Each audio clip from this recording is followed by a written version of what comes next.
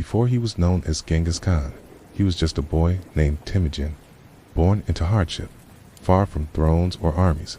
Welcome to another episode of Boring History for Sleep, where we drift through time slowly, one quiet moment at a time.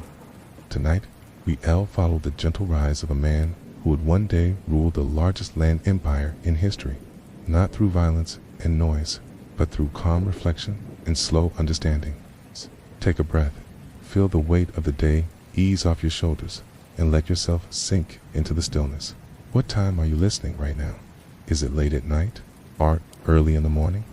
No matter when it is, this time is for you. Story is for you.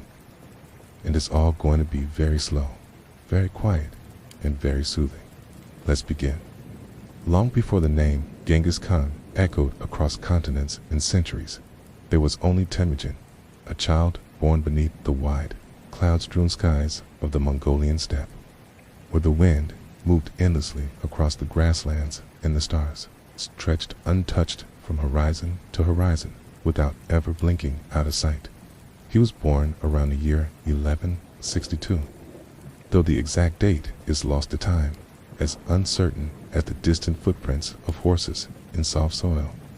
And his birth came not in a palace, not among gold or banners, but in a small and simple yurtwan of many in a traveling family of the Borgin clan, so small and noble lineage that wandered with the seasons, following rivers and pasture in silence.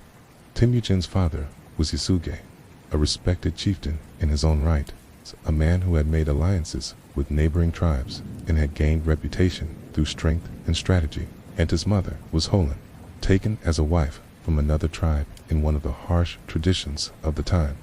Yet she would become known for her wisdom and resilience, raising her children with deep care despite the winds of chaos that would soon tear through their world.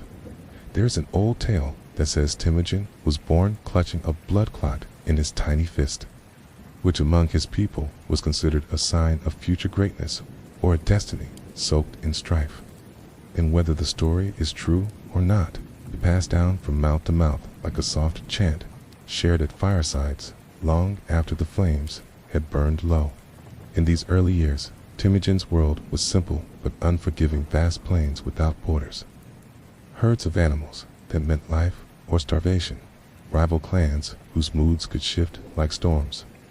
In the sense that survival was not something you inherited, but something you proved again and again, one sunrise at a time.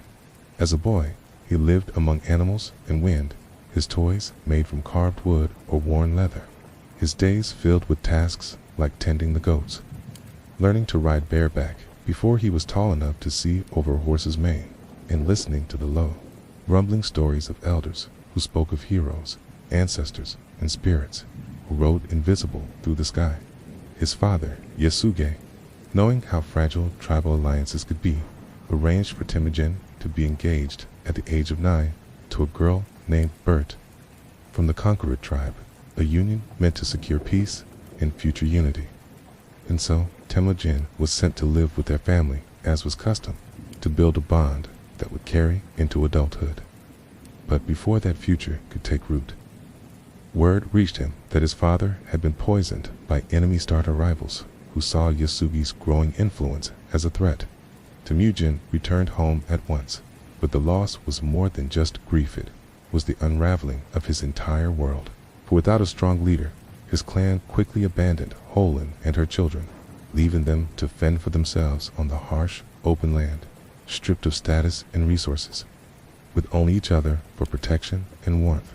And yet, in this quiet isolation, Temujin learned lessons that would never leave him: how to survive without power, how to depend on family above all, how to hunt small animals for food, how to stitch together scraps of old furs into blankets, and how to endure wind, hunger, and doubt with nothing but willpower and patience. Holin, his mother, became the anchor of the family, teaching her sons that unity was their strength, that even when the world forgot you, you must not forget each other. And Temujin listened, not just with his ears, but with his bones, carrying those words like a thread woven into his thoughts, even in silence. As he grew older, he came to understand the brutal simplicity of steppe politics, how respect was earned, not inherited. Friendships were built and broken like brittle twigs, and how one must never forget a kindness or a betrayal. Among his siblings, he stood out for his seriousness, his thoughtfulness, and his quiet strength, often watching others carefully before speaking, always learning, and it was this careful awareness, this early understanding of people and their patterns, that would later define him more than any sword or army. There are stories of quarrels with his half-brother Bektor, who tried to assert dominance over the family after Yasuge's death, hoarding food and ignoring Holin's leadership.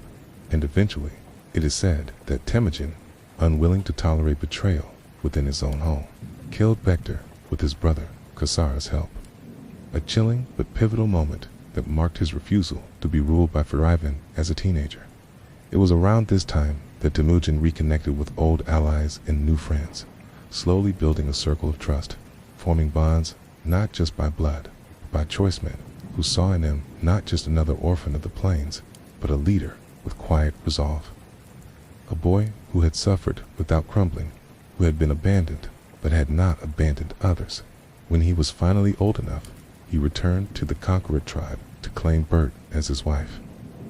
And she too would become more than a partner. She would be his closest confidant, enduring captivity, exile, and uncertainty with him through the years ahead, and their connection would remain one of the deepest in his life. But at this early stage, the world still did not know his name, not truly, and the winds of Mongolia still carried no stories about the man he would become. He was simply Temujin's son of a fallen chief, husband of Bert, brother to 3, and survivor of a life that had tested him before his beard had fully grown. And yet, somewhere in those empty grasslands, under stars he had memorized, and beside rivers he knew by sound alone, a flame had been lit, not loud, not fast, but steady. A fire not to burn, but to endure, the kind of fire that waits and watches and never goes out. And so Temujin, unknown to history still, walked slowly through the early chapters of a life that would one day be whispered in every language the steppe winds could reach. But for now, he remained just a boy with quiet eyes, an empty stomach, and a growing idea of what strength really meant. Not domination, not cruelty, but loyalty, endurance, and the understanding that in a world where everyone forgets the weak must become unforgettable. And so the story begins. As Temujin grew into early manhood, the steppe around him remained as vast and unpredictable as ever. A land ruled not by walls or borders, but by shifting loyalties and the rhythm of hoofbeats on open ground, where the sky was always close and the earth was always moving beneath one's feet. He was no longer a boy hidden in the shadows of survival. He had taken a wife, reclaimed his place among the conquered through quiet determination. He had begun to gather others around him, drawn not by riches or titles, but by the calm strength of his leadership and the way he treated loyalty as sacred and betrayal as unforgettable. Temujin's early following was small but steady relatives, childhood companions, outcasts who saw in him a rare kind of fairness, and warriors who had tired of serving chiefs who demanded obedience without offering trust in return. Among them was a man named Boorku, once a stranger who returned Temujin's lost horses without asking for reward, and Jang, who would one day nurse him back from the edge of death. And these bonds, forged quietly, were deeper than politics. They were personal, shakable, and rooted in the idea that every man deserved dignity, not just the sons of chieftains, but in the world Temujin lived in. Dignity alone was not enough to survive. The Mongol tribes were fragmented into dozens of clans and lineages, each with its own leaders, its own disputes, and its own dreams of dominance. And the most powerful among them at the time was the Teashida group, descended from the same lineage as Temujin's own Borjigin clan. Yet, with greater numbers, broader alliances, and more confidence in their claim to lead. The Teashida did not see Temujin as a threat at first. He was still, in their eyes, the orphaned son of a dead chief with no great wealth or formal title. But as his following grew, and as he began to attract warriors who once served their rivals, their patience thinned. Temujin, still young but already weathered by hardship, did not seek open confrontation, but he also did not bow to those who ruled through arrogance alone. His philosophy was simple: power should serve the people, not enslave them. One of the first turning points came when he approached Tagro, the Khan of the Karawai tribe and an old ally of his father, Yasuke. Temujin reminded Tagro of the bond between their families, and with humility and quiet insistence, he asked for support in rescuing Bert, who had been kidnapped by the Mercata rival tribe, who had never forgotten the way Holen, Temujin's mother, had been taken from them years ago by Yasuke. This wasn't just a personal matter, it was Temujin's first real campaign, a chance to prove his ability to lead not just in survival, but in strategy. With Tagro's support and that of his blood brother Jamuka, Temujin led a swift and focused raid into Mercat territory. They succeeded. Bert was rescued. Key, but something deeper had been set in motion. He had proven to his followers that he could protect his own. That loyalty to him was not a risk, but a refuge. Bert, though shaken, returned with the same steady presence she had always offered, and within a year, she would give birth to a Sunjoki whose paternity some questioned due to her time in captivity, but whom Temujin accepted as his own without hesitation, cementing a family unit that valued unity over suspicion. Over time, more warriors came to him, not in floods, but in steady trickles, men who had grown tired of being overlooked by their own tribes. Men who had seen too many petty disputes end in bloodshed, and men who simply wanted to follow someone who listened before he commanded. This growing strength did not go unnoticed. It drew the attention, and the eventual suspicion of his former ally, Jamuka. Jamuka, like Temujin, was from the Borjigan lineage and had grown up with him, once sharing milk and memories beneath the same stars, and for a time they ruled side by side, will and rank, but not in philosophy, where Temujin believed in promoting men based on merit. Regardless of their birth, Jamuka clung to the old aristocratic traditions, where power passed through bloodlines, and those born noble remained above those who were not. Their visions, once shared, began to diverge like rivers splitting in the highlands. Eventually, split became impossible to ignore. Temujin's reforms were quiet, but profound. He allowed commoners to rise in ranks, rewarded bravery with responsibility, and began organizing his followers into units not by family, but by function, planting the early seeds of the disciplined structure that would one day define the Mongol army. Jamuka saw this as a challenge, not just a tradition, but to his own claim to supremacy. The two camps, once brothers, became rivals. Tensions simmered. Thing boiled. In 1187, they finally clashed near the Annan River, each leading their own group of warriors into battle, not as friends, but as reflections of two futures for the Mongol people. Temujin's army, though smaller, was more organized, more loyal, more determined, yet in that first confrontation, he was defeated. Jamuka captured many of Temujin's men, and in a brutal act meant to send a message, he executed 70 young warriors by boiling them alive. A horror meant to crush morale, to make others think twice before standing with Temujin again. But it didn't work the way Jamuka intended. Temujin, though beaten, did not disappear. Instead, he retreated, regrouped, and reflected. He did not respond with immediate vengeance. He responded with patience, letting the memory of that cruelty echo louder than any counterattack. He focused instead on building, expanding, strengthening. He made new alliances with smaller tribes who had no love for Jamuka's elitism, and he treated them with respect, offering a place in something greater than mere survival over the next decade.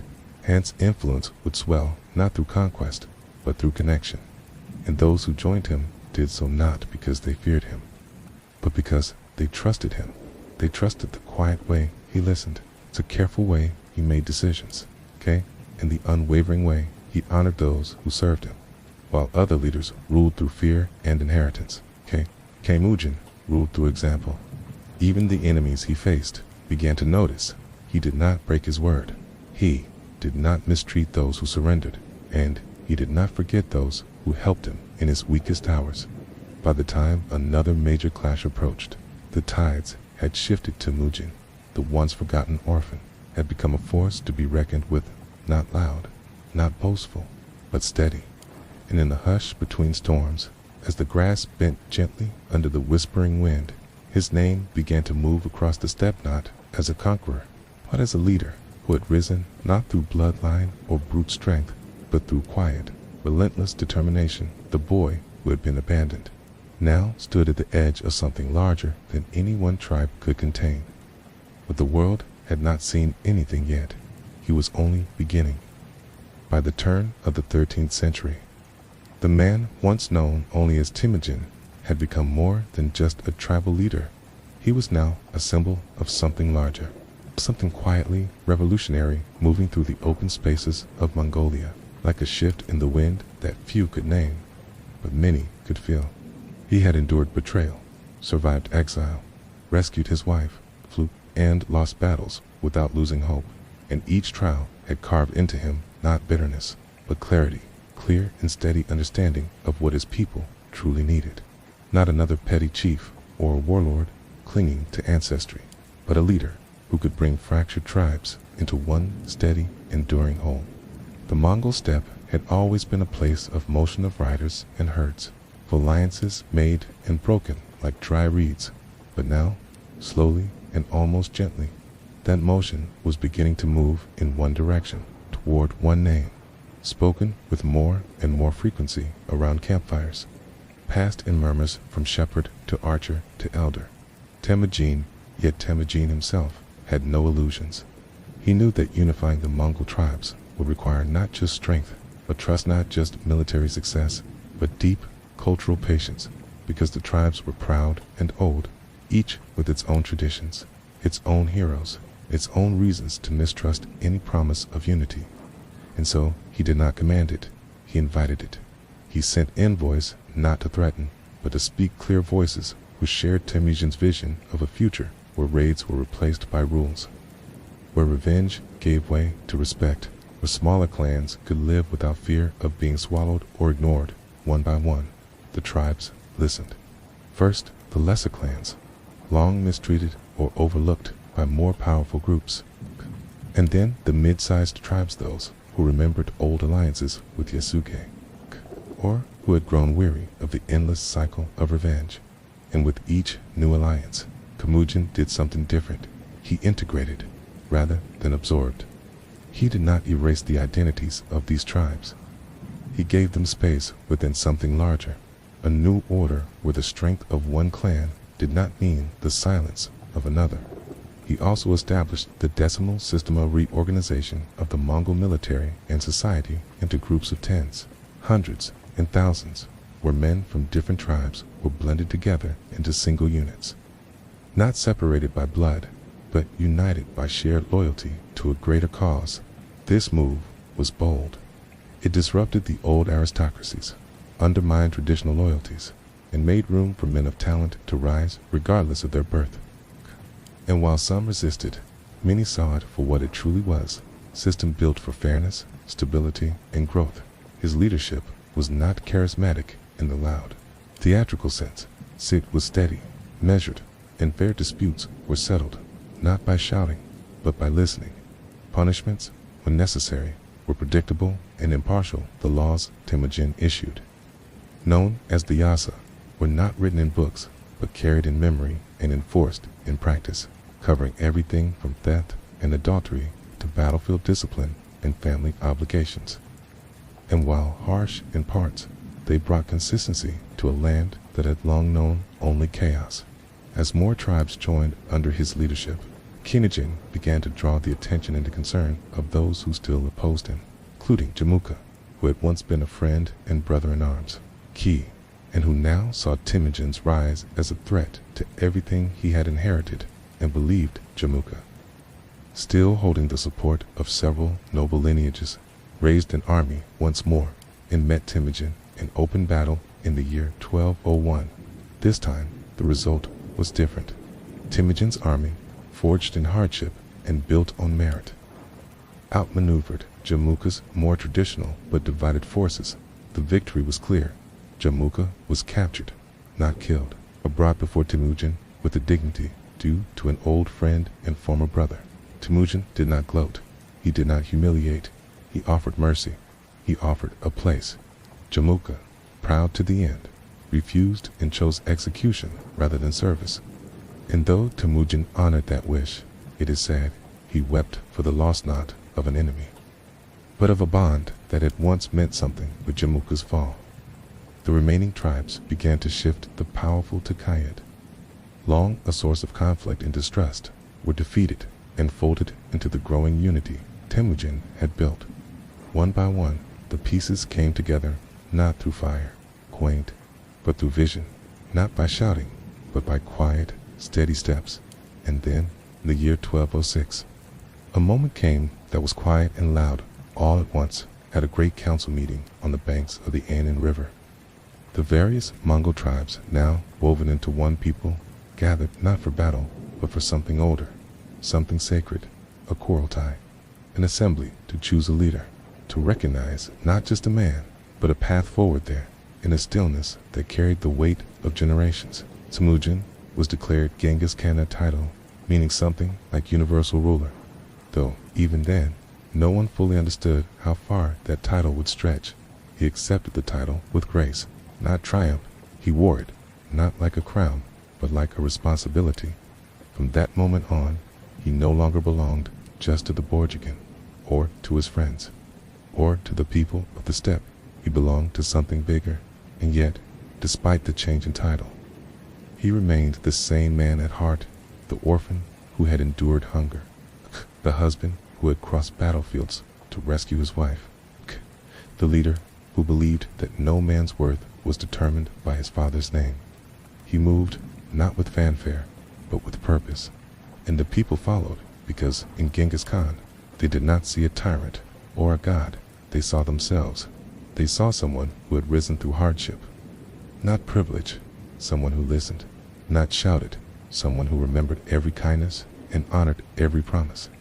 From the quiet corners of forgotten valleys to the windswept tops of ancient ridges, his banner flew not as a symbol of conquest, but of unity. But even as he stood at the height of this unification, he knew it was not an ending. It was only the beginning. The tribes were united, but the world beyond Mongolia still loomed. China to the south, Persia to the west, and distant rumors of kingdoms beyond the mountains. Genghis Khan did not smile often, but on that day, it is said, there was a softness in his eyes, not joy, perhaps, but a calm certainty that the boy who had once watched his family be cast out into the wilderness had now brought the wilderness together under a single, steady sky. And though the steppe still whispered with the same old winds, they now carried a new name, one that would echo for centuries, across deserts, mountains, and oceans. But in that moment, it was just a man, a fire, a circle of voices, and a promise that the future would not be ruled by the past. It would be built together.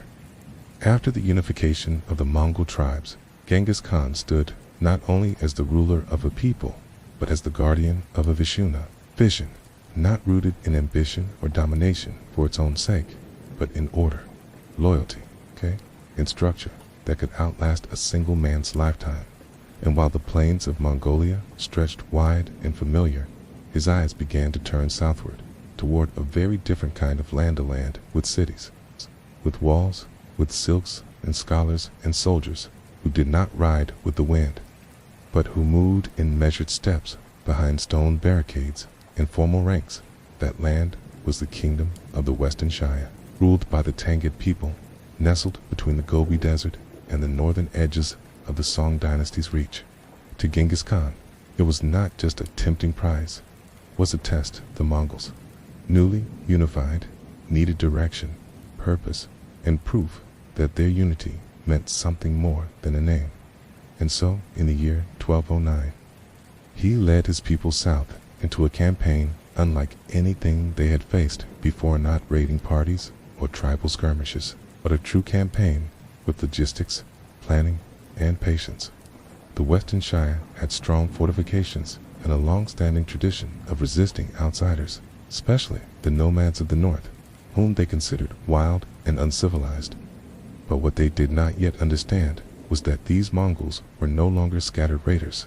They were now an army guided by discipline, strategy, and a leader who observed not with arrogance, but with relentless focus.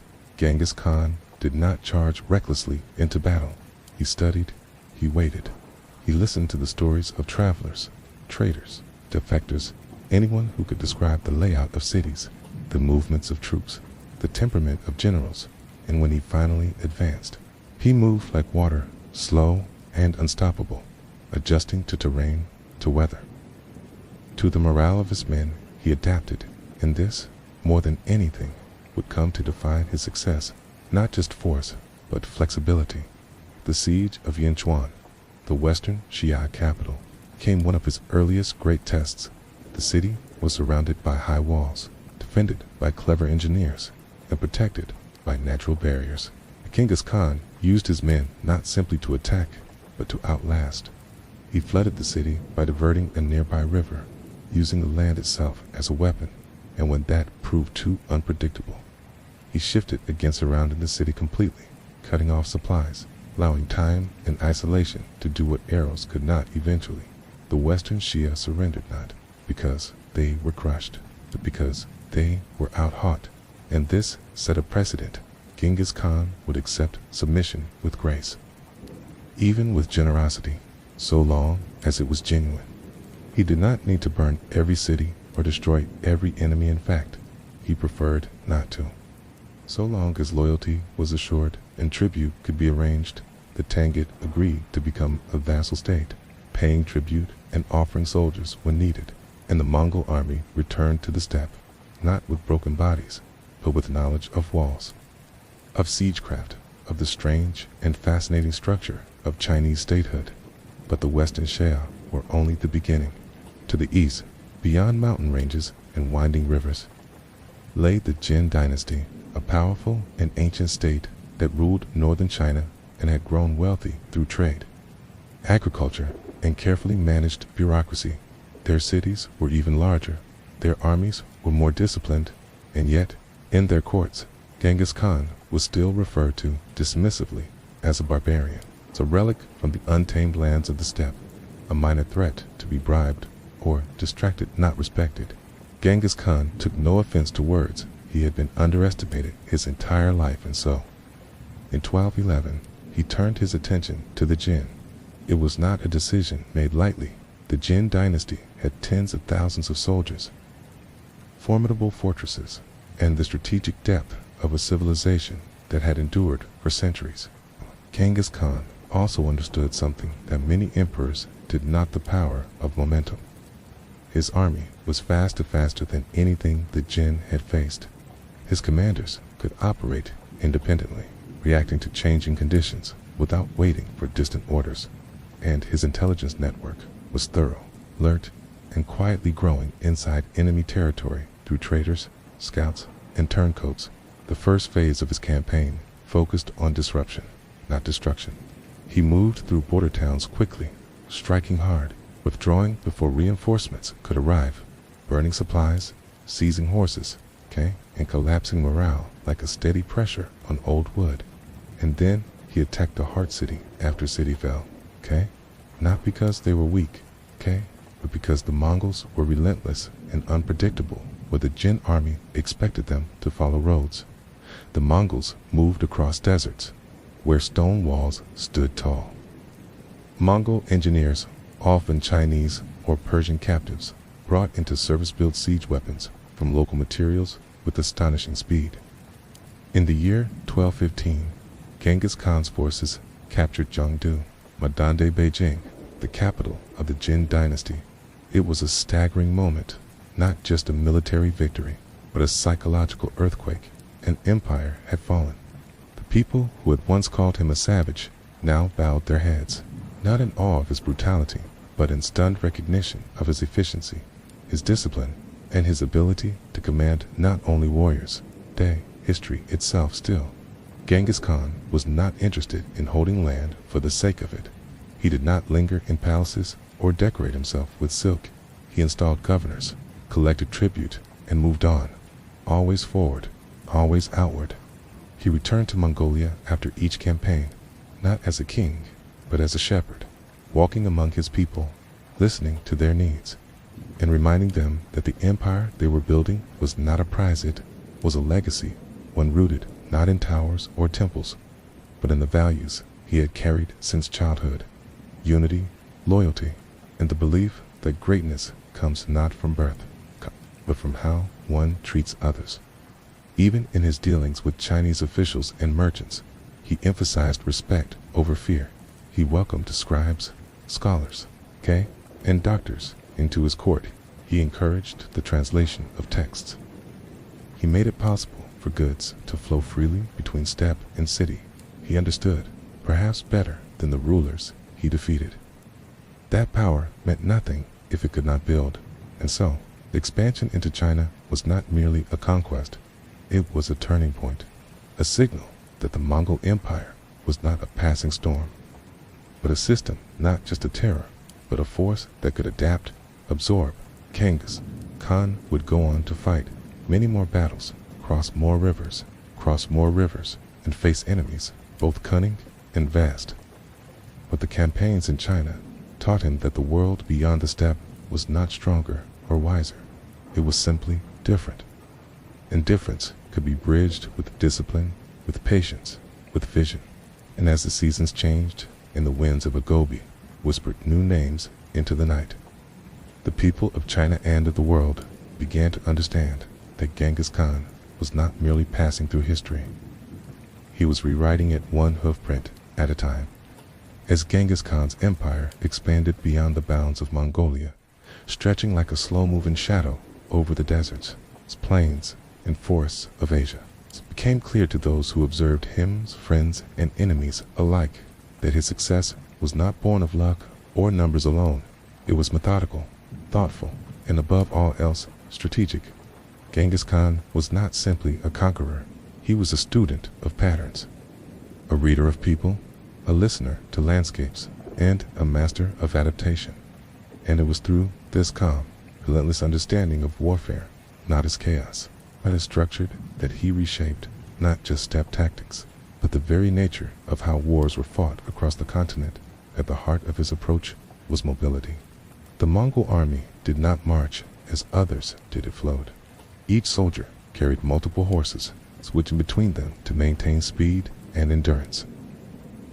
And so, while their enemies trudged forward slowly with footmen and supply wagons, the Mongols moved like wind across dry grass, quiet, fast, and nearly impossible to predict. They did not build fortresses, but they carried everything they needed: dried meat, milk, curd, tools, and spare gear, even in unfamiliar terrain. They did not stop to rest unnecessarily. They advanced quickly, often traveling over 100 miles a day, making their presence felt before defenders could even light signal fires. But speed alone is not strategy. What set Genghis Khan apart was his organization. His military was built on the decimal system, dividing forces into groups of 10, 100, 1,000, and 10,000. Each unit had a clear leader, chosen not by nobility or wealth, but by merit, by demonstrated skill and loyalty. This allowed for smooth communication, shared understanding, and quick reactions to changing situations. Commanders knew their roles, soldiers knew their place orders, were passed without confusion. Confusion was replaced by rhythm, and rhythm, in battle, meant survival. Genghis Khan also emphasized discipline, a rare quality in many tribal cultures of the time, where warriors often fought as individuals rather than units. Under his rule, looting before victory was forbidden. Disobedience was punished swiftly but consistently if a unit of 10 failed in battle because one man fled. All 10 could be held accountable. It was harsh, but it also meant that every warrior knew his comrades would stand firm beside him. And this trust, this unspoken certainty, allowed the Mongol army to operate with a fluid unity that felt almost impossible to resist. Another key to his genius was intelligence gathering long before the first arrow flew. Genghis Khan sought knowledge. He sent scouts ahead, often disguised as traders or wanderers, to map terrain, estimate troop sizes, and learn the customs and weaknesses of his enemies. He welcomed defectors and prisoners, listening carefully to their stories. He interrogated local farmers and merchants, not with cruelty, but with careful questions and promises of protection through this quiet network of observation. He often knew more about his enemies than they knew about themselves, and when battle came, he was rarely surprised. Instead, it was the enemy who found themselves surrounded, ambushed, or struck at their most vulnerable point by an army that should have been days away, and yet was already inside their borders. Genghis Khan also employed psychological warfare.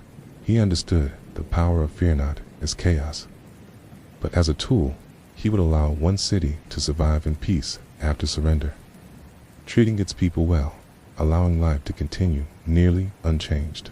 And then, when the next city resisted, he would destroy it, utterly leaving behind stories of destruction so devastating that the next towns would surrender without a fight. This alternating current of mercy and ferocity gave him control. Without constant violence, the fear of resistance became more powerful than resistance itself, even in combat. He was rarely predictable. One of his favorite tactics was the feigned retreat. A group of Mongol soldiers would charge, engage, and then retreat in apparent disarray enemy forces. Believing the Mongols to be retreating in panic, would pursue only to find themselves drawn into an ambush, surrounded by hidden archers or cut off from their own support lines. It was a game of patience, a dance of deception, and it worked again and again, from China to Central Asia to the edge of Europe. He also valued adaptation. Though his roots were in horseback archery and open-steppe warfare, Genghis Khan quickly adopted new techniques when needed when attacking walled cities. He brought in siege engineers, Chinese, Persian. He even captured experts from previous campaigns. He allowed his army to learn, to change, to become something greater than what it had been before and always. He kept the focus not on destruction, but on results. Genghis Khan also showed foresight in his use of communication. His mounted messengers, called the Yamkud, traveled quickly across vast distances, using a network of relay stations that kept the Mongol leadership informed, and responsive orders could be sent hundreds of miles in days. A logistical feat unheard of in many parts of the world at the time. This communication allowed Genghis Khan to coordinate multi-front campaigns, adjust strategies mid-battle, and respond to uprisings or threats before they had time to grow to the outside world. It often seemed as if the Mongol army was everywhere at once, appearing at the border, vanishing into the hills, reappearing miles away without warning. And that illusion was not magic, it was management. But even more than tactics, what made Genghis Khan's military genius enduring was his understanding of people. He saw value in loyalty over lineage, in learning over legacy, in results over rituals. He promoted not just the strongest, but the wisest, not just the loudest, but the most consistent.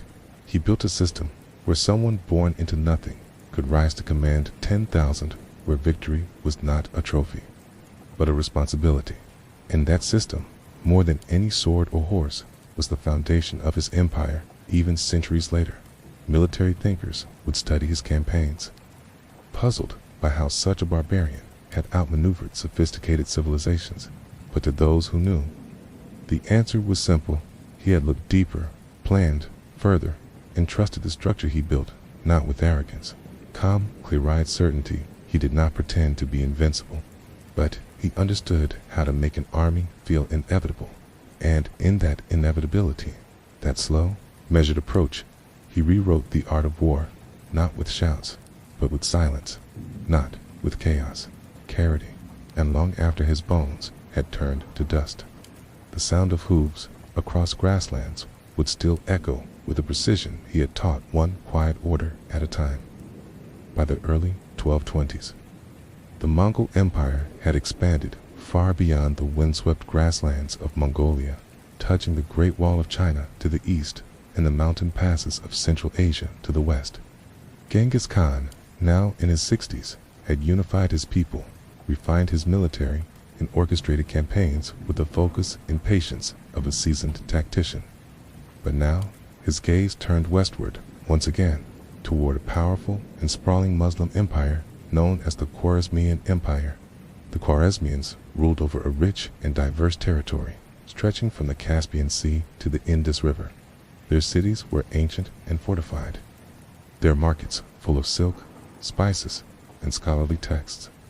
Their leader, Shah Ala-ad-Din Muhammad, had ambitions of his own and held sway over merchants, generals, and governors in cities such as Samarkand, Bukhara, and Urgench. To many in the Islamic world, the Khwarezmian Empire was a jewel of civilization, and at first Genghis Khan approached it not with sword, but with hand extended. In 1218, Genghis Khan sent a trade caravan peaceful mission of merchants, carrying goods and gifts to the city of Otrar, near the northeastern border of the empire. It was not a test, not a trap, but a genuine gesture, a way to open communication, build trust, explore the possibility of peaceful trade between two vast domains. The Mongols had no desire for war with the Khwarezmians, at least not yet. But the governor of Otrar, suspecting the Mongols of espionage, seized the entire caravan. He executed its members and confiscated their goods. When Genghis Khan heard of this, he did not respond with fury, not immediately. He sent a diplomatic delegation to the Shah formal protest, asking for the governor to be punished and reparations made. The Shah, either arrogant or fearful of appearing weak, made a decision that would alter the course of history. He had one of the Mongol ambassadors executed and the others mutilated. It was, to Genghis Khan, an unforgivable insult, not just to him as a leader, but to the principles of trust, honor, and diplomacy. And though he was not impulsive by nature, his response was absolute. This would not be a raid. This would be a lesson, a campaign not of expansion, but of retribution. In the spring of 1219, Genghis Khan assembled a vast army. Estimates range from 100,000 to 200,000 troops, drawn from every corner of his empire. These were not conscripts, but loyal, seasoned riders, bound to him not by fear, but by loyalty and belief in the structure he had built. The Mongols did not move in a single column. They advanced in multiple divisions, taking different paths across rivers, deserts, and mountain passes. One force moved north, another crossed the Tian Shan Mountains, while a third followed the Sir Darya River. The Khwarezmians, watching from afar, expected a frontal assault instead. They found themselves surrounded, isolated, cut off, and uncertain of where the Mongols might appear. Next, the first major target was Otrar, the city where the caravan had been seized. Genghis Khan placed it under siege for 5 months. K's engineers, many of them Chinese or Persian specialists from previous conquests, constructed siege towers and dug tunnels beneath the walls. Eventually, a section of the wall collapsed and the city fell. The governor was captured, and as punishment, Genghis Khan reportedly poured molten silver into his eyes and ears, a grim echo of the violence he had committed. Next came Bukhara, a great center of Islamic learning, with mosques, libraries, and a famed citadel. Genghis Khan approached it, not with wild aggression, but with calm calculation. When the city gates opened to him, some say out of fear, others out of respect, he addressed the people directly. "I am the punishment of God," he is said to have told them. "If you had not committed great sins, God would not have sent a punishment like me upon you." It was not a boast, but a warning. Bukhara's soldiers were executed, but the civilians were largely spared. The mosques and libraries remained intact, and Genghis Khan even allowed local administrators to continue their duties, so long as tribute was paid and loyalty pledged. But not every city was so fortunate. Samarkand, one of the richest cities in Central Asia, resisted. It had towering walls, thousands of defenders, and war elephants brought in from India. Yet, even here, Mongol discipline and ingenuity prevailed. The elephants were frightened and stampeded through their own ranks. The walls fell. The city was captured. And again, the message was clear. Resistance would bring destruction, but surrender might bring survival. Still, the Shah refused to face Genghis Khan directly. He fled westward, retreating from one city to another as the Mongols advanced relentlessly behind him. Every city that resisted was left smoldering. Every city that surrendered was added to the growing map of Mongol administration. It was not chaos, it was strategy. Genghis Khan divided his army into smaller forces, each led by trusted generals Sibitai, Jabe, Joki, and Shagatai, among others. These commanders operated with independence, but followed the broader objectives of isolating and dismantling the Khwarezmian state, piece by piece. The Mongols crossed deserts once thought impassable, forded icy rivers without pause, and pursued fleeing governors across mountain passes, tracking them not by roads, but by rumors, stars, and instinct. Eventually, the Shah retreated to a remote island in the Caspian Sea, where he died alone, powerless, and stripped of the empire he once ruled. But Genghis Khan was not finished. He sent his generals further west to conquer, but to scout, to observe the lands of the Caucasus, Persia, and even the distant steppes of what is now southern Russia. This reconnaissance would lay the foundation for future campaigns long after this one had ended. In just under 2 years, the Mongols had dismantled one of the most powerful empires in the Muslim world, and they had done so not with overwhelming numbers, but with precision, speed, discipline, and above all else purpose. And yet, when the campaign was over, Genghis Khan did not settle in a palace. He returned to the steppe, to his yurts, to his people, and to the quiet rhythm of the grasslands. The conquest of Khwarezm was not celebrated with grand monuments. There were no parades, no golden statues, just the sound of hooves returning home, the rustle of felt tents in the wind, and the understanding that a message had been sent across the world. That to betray Genghis Khan's trust was to invite more than just war. It was to invite certainty, a certainty that moved silently, struck swiftly, and vanished before the dust could settle. But behind it left something more enduring than fear. It left order, structure, and the promise that empires built on arrogance alone would not outlast the patience of a man who had spent his childhood learning how to wait. As the dust of conquest settled across the vast, shifting expanse of Eurasia, Genghis Khan found himself not standing atop a throne, but gazing calmly at the edges of a world that was still in many places.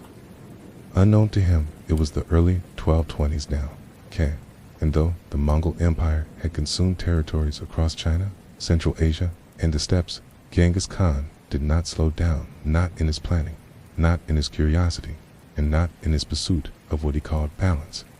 To him, expansion had never been about plunder or pride. It was about order, about creating a world where loyalty was honored, trust was enforced, and chaos had no room to grow.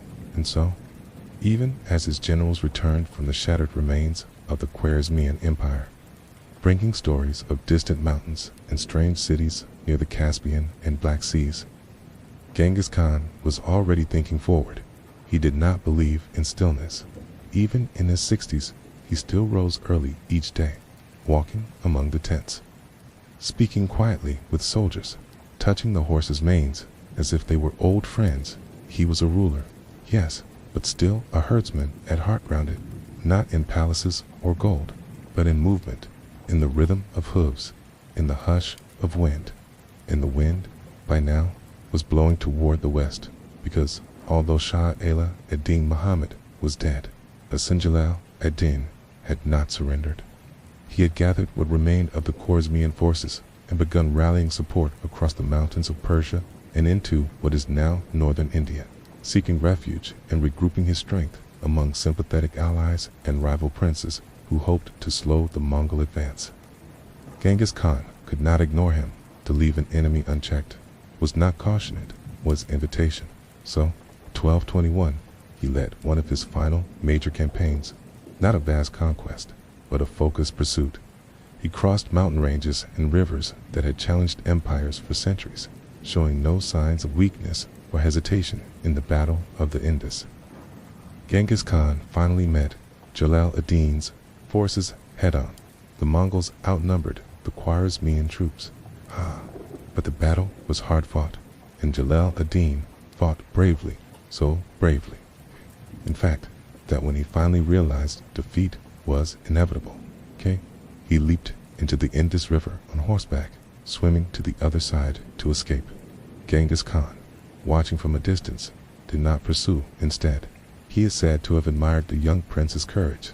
That is the kind of son a father should be proud of, he reportedly said, not with sarcasm, but with genuine respect. Jalal ad-Din had escaped, and though he would never rebuild his father's empire, his story would become a quiet part of Genghis Khan's on a thread of resistance.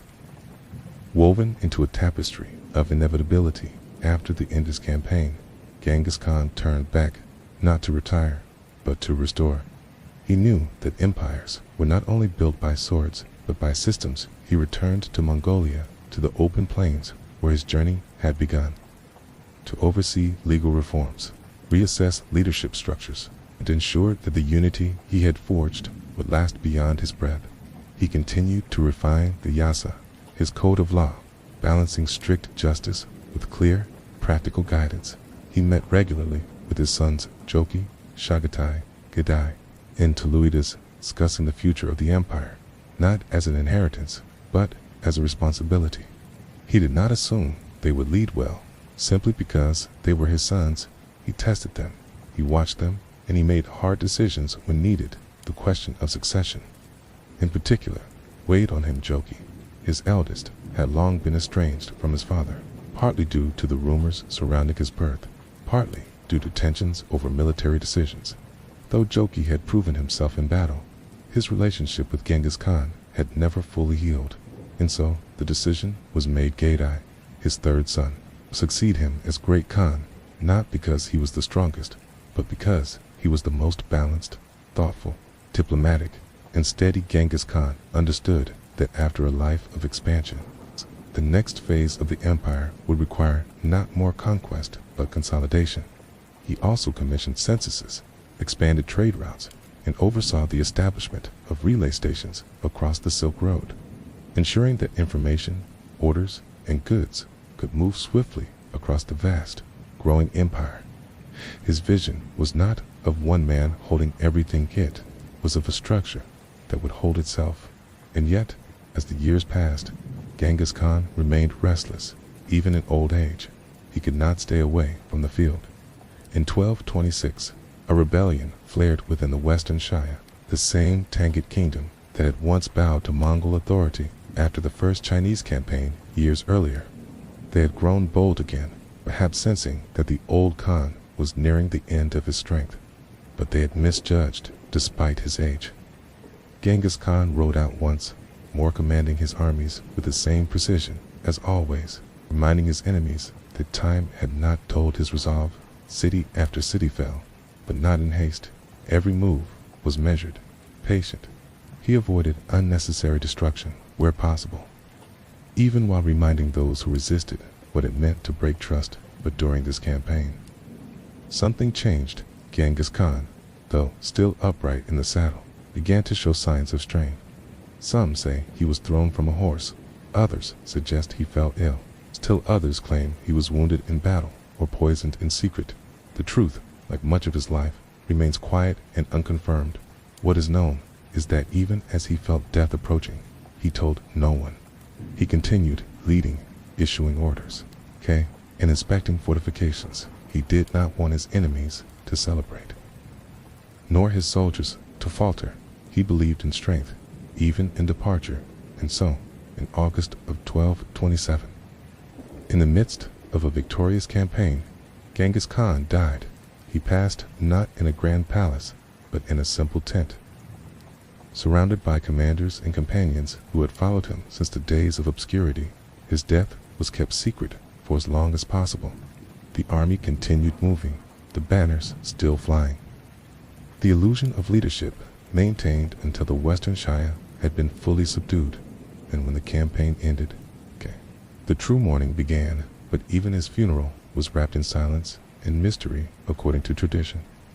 His body was carried back to Mongolia, perhaps to Bergen-Kelten, the sacred mountain of his youth. The procession is said to have passed quietly through the steppe.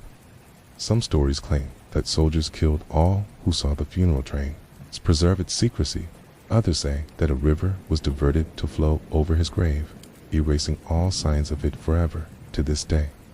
His final resting place remains unknown, and perhaps that is fitting, because Genghis Khan was not a man who sought monuments. He was not a builder of statues or temples. He was a builder of systems, of bonds, of laws, of legacies. His empire would continue under his sons and grandsons, stretching eventually into Russia, Persia, and Europe. But the core of it, the sense of movement, discipline, and unity was his, and it had begun in silence, in the eyes of a boy tending goats, in the memory of a family cast out into the wilderness, in the quiet resolve of a man who believed that greatness came not from shouting, but from enduring. And so his death, like his life, passed without spectacle, but not without consequence.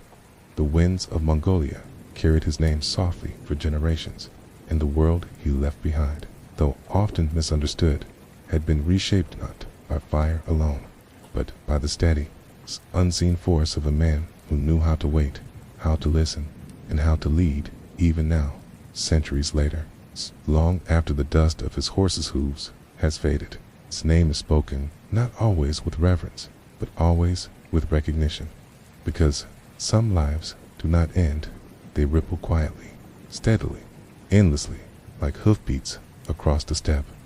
After the passing of Genghis Khan in 1227, the world did not stop not for the fall of empires, not for the death of kings, not even for a man who had changed the course of countenance. The wind still moved across the steppe as it always had, whispering between the blades of grass, carrying the sounds of hooves and quiet voices and the crackling of campfires beneath the stars.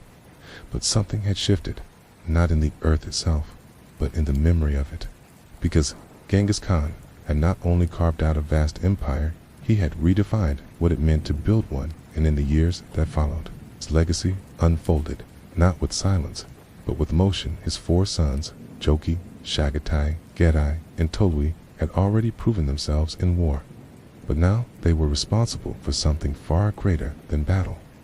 They were tasked with preserving the system their father had designed. It was not just the land they inherited. It was law, it was order, it was a belief in merit over birth, in planning over impulse, and in leadership that moved not with shouts, but with quiet certainty. At a great Kurultai or council, held 2 years after his death, the decision was made Gedai, Genghis Khan's third son, to be named the next great Khan. It was a decision Genghis himself had prepared for calmly, methodically, knowing that the empire would not survive if left to rivalry and personal pride, and Gedai honored his father's vision under his leadership. The Mongol Empire continued to expand not wildly, but systematically to Eastern Europe, the Middle East, and the heart of the Song dynasty in southern China. The army that rode under Gedai still bore the imprint of his father's discipline, still moved with the same rhythm, still carried the same code of loyalty and trust that had guided Genghis Khan's earliest campaigns. But the legacy of Genghis Khan was never meant to be measured in territory alone. What endured most of all was the structure. The Mongol Empire, at its peak, became the largest contiguous land empire in world history, stretching from the Pacific Ocean to the Danube River, from the Siberian forests to the Himalayas, and within that space, something remarkable happened. Trade routes that had long been dangerous and disjointed became connected and protected. The Silk Road, once a patchwork of uncertain pathways, was transformed into a thriving artery of commerce, communication, and cultural exchange from Beijing to Baghdad. Merchants moved freely with them came goods, but also ideas. Paper from China reached the Middle East. Mathematics from Persia reached the Mongol courts. Medicine, religion, music, language, all of it flowed because the Mongols, under Genghis Khan's model, understood the power of openness. They welcomed scholars, tolerated different faiths, and placed value on those who could teach as much as those who could fight in the courts of his successors. It was not uncommon to hear a dozen languages spoken: Arabic, Persian, Mongolian, Chinese, Greek, even Latin. This multicultural exchange was not an accident, it was a design. But in the thoughts of a boy named Temujin, who had once wandered hungry through the steppe with his mother and brothers, abandoned by his clan, but never by his will. And that design had started not in the palaces of emperors. Even today, the impact of that legacy can still be traced in modern international law. Echoes of Genghis Khan as Yasekis' unwritten but widely enforced code can be seen in the principles of equal responsibility, military discipline, and merit-based leadership in the history of warfare. His tactics, mobility, intelligence gathering, psychological pressure are studied in military academies around the world. And in culture, the very name Genghis Khan remains both feared and admired, misunderstood and revered, depending on the storyteller. For some, he is remembered as a conqueror who left devastation in his wake, and that is true. His campaigns were fierce, his punishments often absolute, but for others, he is remembered as a unifier, a lawgiver, a man who took a fractured world and gave it shape. And that is true too, because legacies are not simple. They are not clean lines.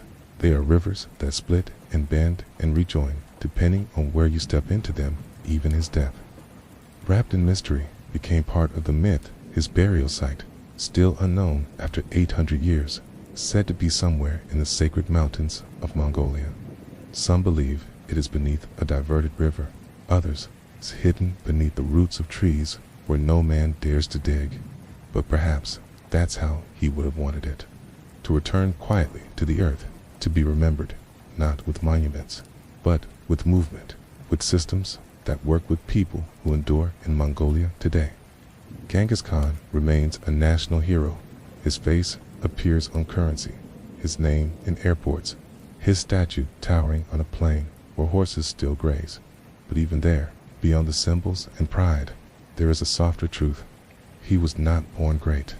He became so through effort, through patience, and through a willingness to learn from every moment, whether it came from hardship, friendship, or failure. And that, more than the land he conquered or the laws he wrote, may be the deepest part of his legacy, because in every corner of history we find people born into power, but very rarely do we find someone who built it from nothing, from hunger, from exile, from silence.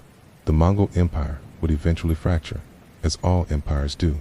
It would be divided among heirs, reshaped by politics, weakened by distance, but its core ideas, mobility, communication, loyalty, tolerance, left fingerprints on the world that still haven't faded.